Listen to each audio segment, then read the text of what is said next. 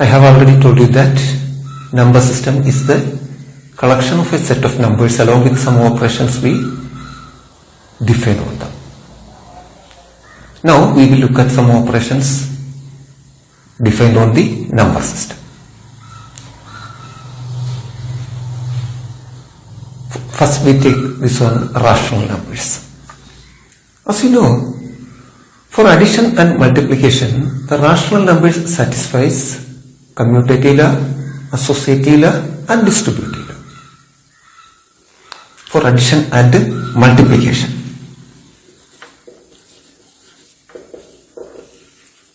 Addition and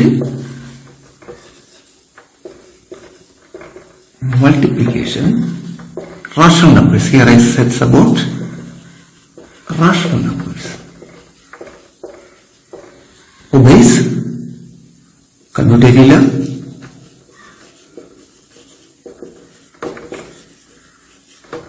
obeys associative law and distributive law.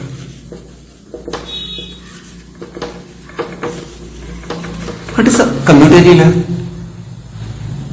For two numbers a and b, a plus b is equal to b plus a into b is equal to b into a. So for multiplication and addition, rational numbers obeys commutative law. It is associative law. You have already studied all these things. A plus b plus c is equal to a plus b plus c. A into b into c, that's equal to a into b into c. What's distributive law? A plus or a into b plus c is equal to a into b plus a into c. This is distributive law. Rational numbers obeys in case of addition and multiplication. For division and subtraction, it will not obey. Addition and multiplication, rational numbers obeys commutative law, associative law and distributive law. Then, we also know that rational numbers are closed under addition, subtraction, multiplication and division. What does it mean? If we add two rational numbers, we will get a rational number. 1 by 2 plus 3 by 5. We will again get a rational number. If we subtract one rational number from another rational number, we will again get a rational number. If we multiply one rational number with another rational number, we will get a rational number. If we divide one rational number with another rational number, we will get a rational number. That's why we say that rational numbers are closed under addition, multiplication and division. Irrational numbers are not always closed under addition, subtraction, multiplication and division. What does it mean? That is, if we add two irrational numbers, it may not become an irrational number. Sometimes it may become a rational number. Example, root 2 minus root 2. Root 2 and minus root 2 are two irrational numbers. If we add these two numbers, then we will get 0. That's a rational number.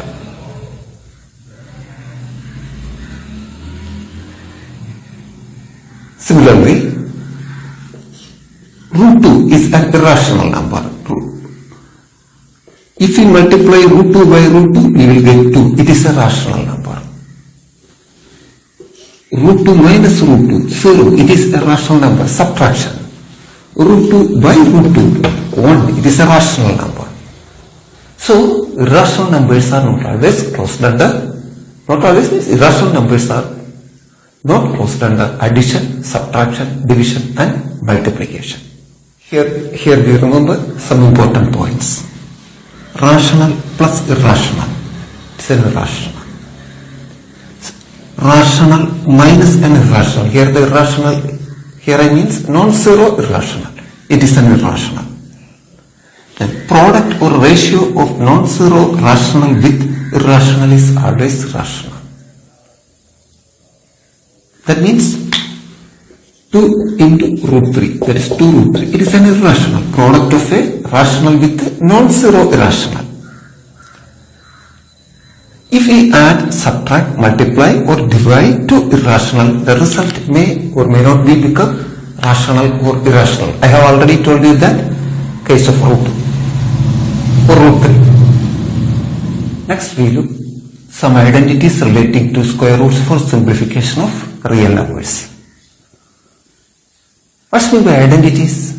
Identities are mathematical expressions which are true for all values of the variable. Usually it is represented by, this expression is not represented by equal signs, 3 lines here. But we commonly use only 2 lines, equal signs. Meaning, this can be replaced by this or this can be replaced by this one. It's identities. What's the difference between formula and identities? Formulas are mathematical relationship or rule expressed in symbol. For example, A is equal to pi r square. This is a formula. This is a rule or relationship. So that's the difference between identities and formulas. We never say these are all formulas, these are identities, these are all not formulas. So never try to say these are all formulas. These are expressions which are true for all values of the variable. Then these identities are used for simplification of real numbers that contain square roots. Simplification means the given expression is converted to sum of rational and irrational numbers. We just take an example. All these identities we have already studied in the earlier classes. These are all not new to them. One example, root 2 plus root 3 into root 2 minus root 3. So this identity is this one. We have already studied that a minus b, a plus b is equal to a square minus b square. That is 2 minus 3, that is minus 1. It is an irrational number. We just take another example. 5 root 5 plus root 3 root 2 plus root 3. We adopt this identity. Root 5 into root 2 plus root 5 into root 3 plus root 3 into root 2 plus 3. That is square root of 10. This identity plus square root of 15. This identity again. Square root of 6 plus 3. This expression. We just write that sum of irrational and rational number. So this is the meaning of simplification. In case if a ratio will come, then we use these identities. So simplification means convert the given expression into sum of rational and irrational numbers. How to rationalize an irrational number? What's the need to rationalize an irrational number? Or what is the meaning of rationalization of a rational number? For example, how to represent 1 by root 2 on the number line? You know how to mark root 2 on number line, but 1 by root 2? A little bit difficult.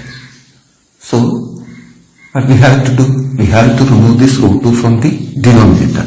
What we will have to do? Root 2 multiply numerator and denominator with root 2. Then we will get root 2 by 2. You know how to mark root 2 on number line.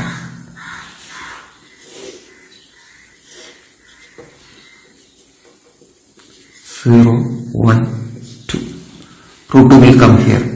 Just half of, suppose root 2 will come in this way, just half. In this way you can, similarly, by solving a real expression, real number expression, the denominator will come in this way, 1 by root 2 plus root 3. Or we can avoid this negative number, 1 by root 3 sometimes it is very difficult to do that things. Some expression may be coming this way. What we have to do? We have to remove this roots from its denominator. What we will do? We will do the identities there, multiply numerator and denominator with root 3 minus 2. What is the expression? Root 3 minus 2 divided by root 3 minus root 2 divided by 3 minus 2, that is root 3 minus root 2. So we can remove the roots from the denominator. This process is called rationalization of a rational number. This is very. Now we look some laws of exponents for real numbers. We have already studied these laws of exponents in earlier classes. What is exponents? Exponents are numbers of the form a raised to n, where n is called exponent, a is called the base. So we have already studied a raised to m into a raised to n, a raised to m plus n, a raised to m by a raised to 1, a raised to m minus n, a raised to m the whole raised to n, a raised to m into n, and this one, and a raised to 0, very important. Now a raised to 0 is equal to 1. 1 by a raised to n is equal to a raised to minus n. Here 1, this is a corollary of this one. Here 1, instead of 1, we can write it as a raised to 0, a raised to n, that is equal to a raised to 0 minus n, that is equal to a raised to minus n. That is the meaning.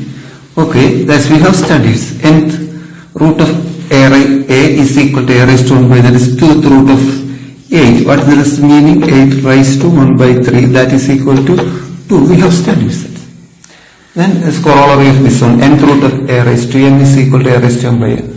There are some problems in the textbooks. You can do it alone yourself. There is no more difficulty in that thing. If you have any difficulty to doing that problems, you just contact me.